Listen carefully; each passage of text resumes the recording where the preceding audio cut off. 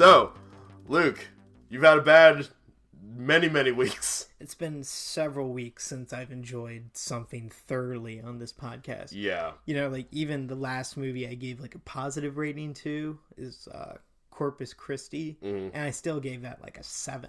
Yeah. And that threshold is not going to be passed today either. Especially not with the first movie we're going to be talking about, which is The Hunt. The Hunt. Yes. So, one of the more controversial movies that we've brought up on this podcast. I mean, according to the marketing, is the most controversial film in history. No. You know, like, if you don't remember this, about half a year ago, it was a particularly hard time for the country. Yeah. Like, what, 2 or 3 mass shootings in a row. Yeah. President Trump decided to weigh in another one of his uninformed opinions on the movie, and so there was this weird mix of people who had seen the movie and hated it, and people who hadn't seen the movie and hated it. And now, so Universal shelved the project for the unforeseeable future. And, you know, like, when these kind of things happen, like, this was, like, the first time I've ever seen that happen. Yeah. Like, a social media reaction, you know, like, other than the Me Too movement, I guess. But those are, you know, more a result of, I mean, it's more a result of what the person did. Yeah. Less so than, like, the content of the film. Yeah. With these strange opinions of the movie that were either, one, based on seeing it and realizing how dumb the movie was, or those who automatically judged it based on what the president was saying, or all of that, Universal decided to use all of those things and turn it into this marketing campaign. You know, this movie has been romanticized the last 6 months because it's been pulled off the shelf. Like I was literally just saying, we've never seen anything like this before. I don't know if you saw the poster, but on it, it actually said, like, it had Fox News as part of the things. I remember that. So the movie has a lot of talented people attached to it. It's directed by Craig Zobel, and it's written by the co-creators of, what's it called? Watchmen. So it's the creator of Watchmen and then one of the writers from the show. Okay, the creator of Watchmen, one of the writers for the show, and then also one of the creators of Lost, and that was Damon Lindelof, right? So these are guys who know how to deal with not only tough topics, but how, I guess, to deal with them sensitively and, I guess, in a, I'm not going to call it polite, but they know that it's entertainment. Right.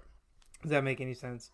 So what happened here, I don't really understand at all. So the premise, which everybody lost their feathers over half a month ago, a group of deplorables, they literally call them deplorables, are hunted by another group of rich liberal elites. And this is absolutely preposterous. The characters themselves never form, they're never elevated beyond like flat caricatures. The quote-unquote deplorables are either, you know, truckers with bellies over their big belt buckles and trucker hats, or former military people, or young blondes in hot pink or hot neon yoga pants, and one character who has like one character who I saw and was like, wow, I'm surprised this guy is here. And then you realize, and Eric's like, oh no, he's from Florida. And if like 2 seconds later you don't look at his face and he has a Florida tattoo under his eye. Yeah. It's absolutely ridiculous. But standing in the middle of all of this nonsense is Crystal, played by Betty Gilpin. And I have to admit, she is the film's most okay feature. What separates her from everybody else and kind of puts her character above everybody and gives us something to latch on to is that in these circumstances, she is very much only thinking about survival. she's in total survival mode, whereas the other characters, and this is another part of the movie that's absolutely ridiculous, the characters are put in random situations. Like, the liberals are kind of messing with them. Like, a TV inside of, like, it's a trap, you know, inside of a trap gas station. It was a gas station, Yeah, right? gas station. So they have a climate change thing playing on the television. And just, you know, just to prove that even in the most bombastic situation, when they're literally getting hunted down, their prejudices and their, I'm not going to call them idiosyncrasies, their beliefs get in the way of their humanity, which I guess is what the liberals are trying to expose. I guess. Or just to prove that they don't have any? I don't know. But Crystal stands above all of this. We find out later that she's more of a victim than the movie, like, at face value gives her credit for. But what makes her better is that she's in total survival mode. And me and Eric were discussing this earlier. It's a very physical performance. There are 2 action sequences that she's involved in that I think were they were pretty impressive, including one with Hilary Swank, who I love from $1 Million Baby. Go Clint Eastwood. I wonder what Clint Eastwood thinks of this movie. I'm sure he doesn't even know what it is. Nah, he probably, no. I don't know. He's like, I'm too busy talking the chairs. Shut up.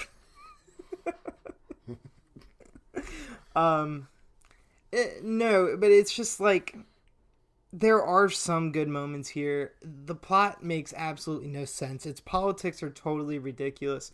You know, these liberals are painted as social justice warriors, people who freak out about the sugar content in their soda, or, you know, really get, like, personally offended when you don't believe in climate change and all these kind of things. And, like, they seem like kind of like they're losers, you know.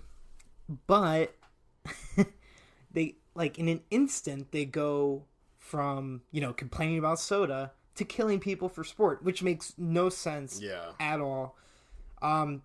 Like Crystal, because Crystal's politics aren't really known either.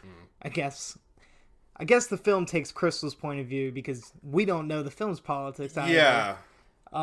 It's standing in the middle, and basically what's happening is that from the middle, the film is exploiting both sides of the spectrum, blowing them off the edges of the spectrum, in fact, and is basically saying, oh no, it's really dicey out, it's really crappy out there in the film world.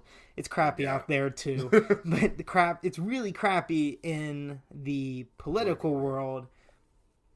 Be cautious or kill each other.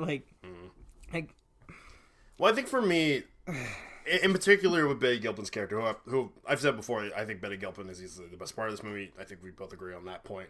I do have a better understanding of her character. Spoiler alert, I've seen this movie twice. So, having seen it a second time, I do understand it a bit better now, in particular with Crystal's character. She's essentially, I guess, in a similar stance to me, where she's just like, this is all stupid. You know? Like, I think that, you know, not to get into politics too much, but I think both sides of the political spectrum are both stupid as hell. Just, there's no way around it. I think until everybody kind of realizes that everybody's stupid, there's no way to compromise. But anyway, with this movie, Crystal kind of takes that standpoint, and she's just like, everybody's dumb. I'm just trying to survive for myself. And in a sense, she's also kind of just doing this out of anger for her, I guess, normal life. There's a point where you realize that, like, you know, we learn more about her, where she was in the military, and now she works at a car rental place, and she just overall has this, like, nihilistic look on life. So she's using this almost as a way to get her own aggression out in a way. And while it's not the best way to do it, when you're put in a situation where you have to survive, why not go all out? You know, kill or be killed. You know, like, thanks for bringing up the topic of nihilism. I forgot to say this, but it's like, even though the movie supposedly sits in the middle of this, like, showing that both sides are bad, that there's fault all around, this has to be, like, the most nihilistic view of politics I've seen in a long time, maybe ever on film, because like it finds no humanity or patience or understanding in any of these characters, and basically says, no, you gotta kill everybody.